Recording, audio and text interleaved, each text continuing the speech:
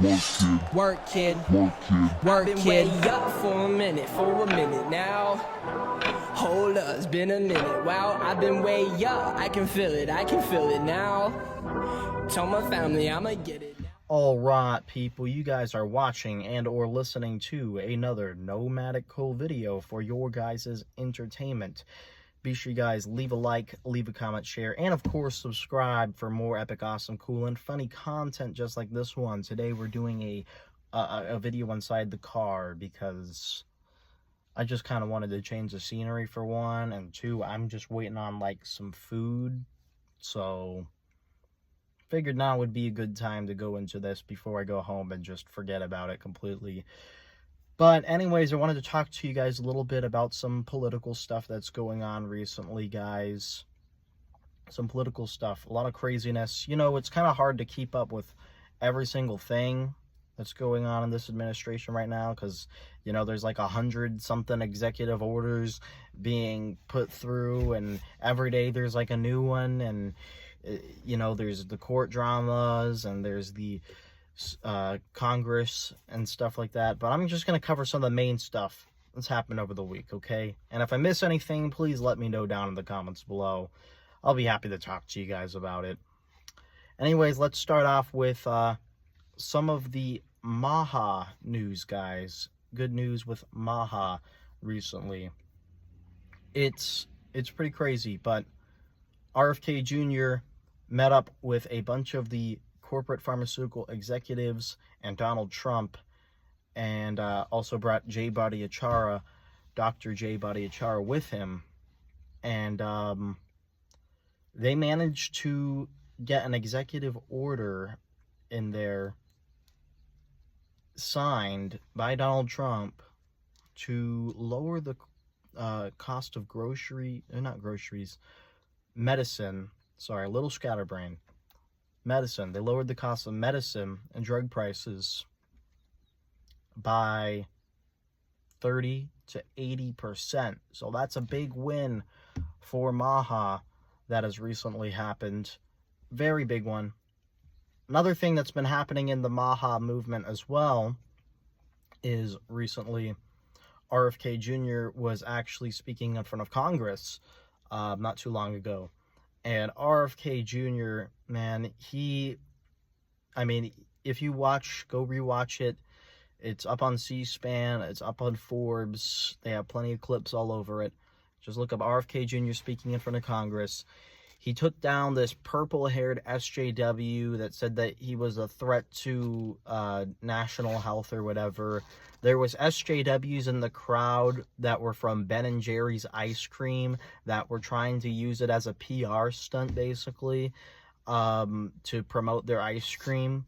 So don't go buy Ben & Jerry's ice cream because they have all sorts of nasty chemicals and corn syrup and whatnot and artificial flavoring inside their food, and also apparently there are a bunch of SJWs over there too for the most part as well.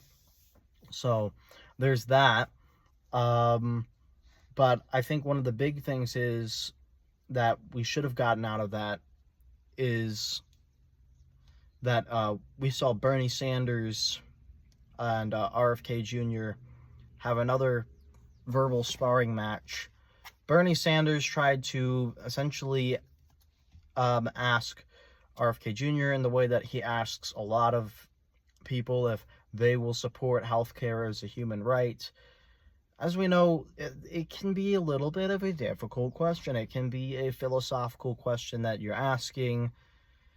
And RFK Jr. tried to do that, but, you know, with these congressional hearings, there's, like, no time, apparently. So Bernie was really cracking down on the time constraints of RFK Jr.'s responses.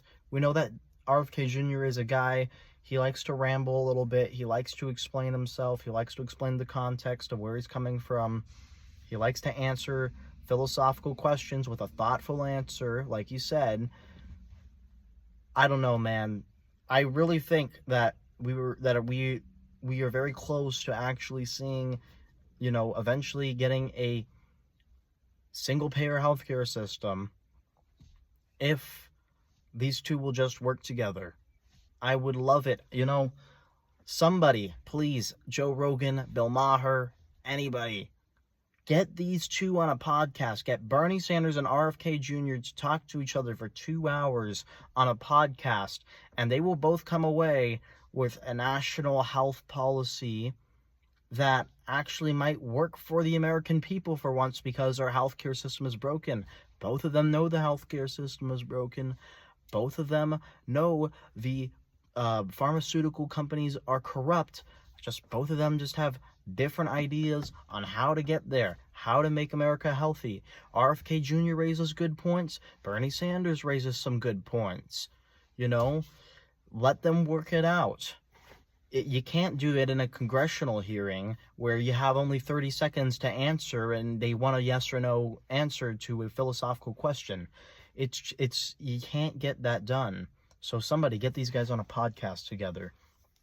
Another thing is, in the Maha movement, there had been some infighting not too long ago.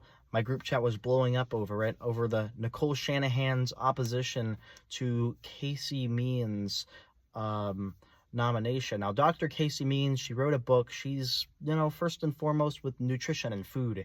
And that book didn't really cover anything about vaccines. It was mostly about food and pharmaceutical companies. So some people think that that Dr. Casey Means is like an insider and is trying to mull her way into the cabinet. She's actually going to be Surgeon General, which is kind of just like a public speaker for the Department of HHS and everything that lies under it. So it's not like she has that much power, but she, she's a really good debater. I've seen some clips of her, talking about the importance of food safety and all that. So, I understand where some of them are coming from. They're a little ambivalent, they've seen doctors and whatnot lie to them before on TV, and maybe it's you got to give them a chance, is what I'm saying. Maybe just give them a chance, because RFK Jr. approves of them, Jay Bhattacharya, all these other doctors, Dr. Mehmet Oz, they like Dr. Casey Means. I looked into her. I like where she's coming from. So yeah, maybe give her a chance or something. Give her a chance. Another thing that happened recently is the House of Representatives shut down the big, beautiful bill, or I call it the big, ugly bill, or big, fugly bill, because that bill is terrible. That bill is going to cut Medicaid, it's going to cut the Office of Veterans Affairs, it's going to cut agriculture, it cuts small business, it cuts environment, cleaning, it cuts all these important programs that people, and the environment itself need at this point. And what does it allocate it to? It allocates it to Ways and Means, which is a tax cut to the billionaires.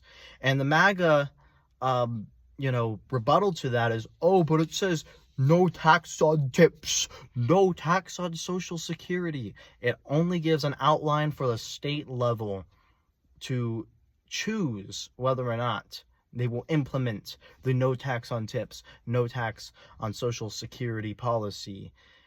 That means that it might not even get introduced at the state level, and if it does, it will likely only get passed through red states anyways. So for all my MAGA people living in blue states, you're not going to see no tax on tips or no tax on Social Security anytime soon, and that's kind of what I predicted a while back on a Nomadic News episode. So yeah, I just don't think it's going to happen, just realistically, honestly. It's unfortunate.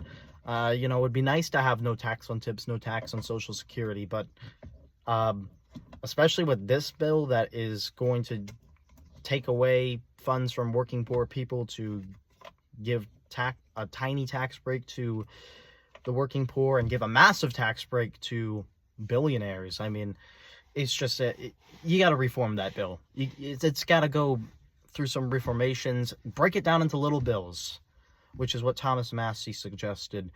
Yeah, I agree with Chip Roy on it. I'm glad that the Republicans, some of them have a spine and actually decided to vote against the bill and say, no, we need to reform this thing. We need to talk this out more. So good on them for doing that. Also, Donald Trump he may be making a face turn on the Israel thing, apparently. So, apparently, as you guys may have heard, Donald Trump recently cut Mike Walls from his position as an advisor to the president on national security, and instead changed him over to the UN, gave him a little cushy job over there at the UN. I'm still not satisfied. I would have said I would have fired him if I was Donald Trump. But Mike Walls was talking with Bibi Netanyahu and the Israeli government, basically leaking plans to them. He's also the guy behind the leak to the press about the Yemenis attacks as well. And Mike Walls and Netanyahu were trying to pressure Donald Trump to go to World War III with Iran. Could have easily been a disaster. Tulsi Gabbard talked Donald Trump out of it. And thank God for that, honestly. But yeah. Donald Trump now is apparently... He gave Mike Walls that cushy job, sent him away, and now he is making deals all over the Middle East with Arab nations like Saudi Arabia and Qatar and Kuwait. So he's doing a lot of that.